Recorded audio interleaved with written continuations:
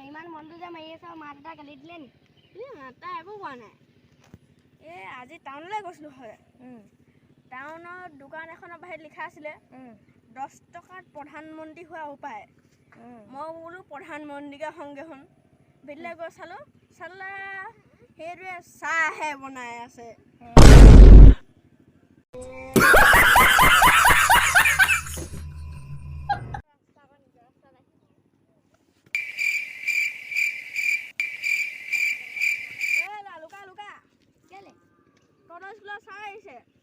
একদিন স্কুল যোৱা নহয়, নহ'লে তোক থব।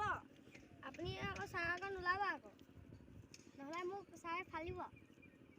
মই আকৌ চাহ আকৌ ল'লে তোক কেলে ফালিব? মই ইমানক চাহ বহিবলৈ দি থৈ আহিছোঁ। আপুনি চেছ কৰিলে। আপুনি মৰিলে বুলিহে মই ছুটী লৈ আহিছিলোঁ স্কুলৰ। পৃথিৱীৰ আটাইতকৈ ডাঙৰ ছাগলীটোৰ নাম কি? মই। পৃথিৱীৰ আটাইতকৈ ডাঙৰ গাধটোৰ নাম কি? মই। পৃথিৱীৰ আটাইতকৈ ডাঙৰ গৰুটোৰ নাম কি? মই। আপোনাৰ চেহেৰাৰ পৰা দেখোন গৰু গাধ ছাগলী নিচিনা নালাগে। আপুনি গৰু গাধ ছাগলী কেনেকৈ হ'ল?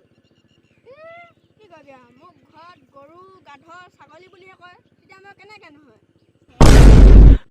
खत्म। बाय बाय, टाटा, गुड बाय, गया।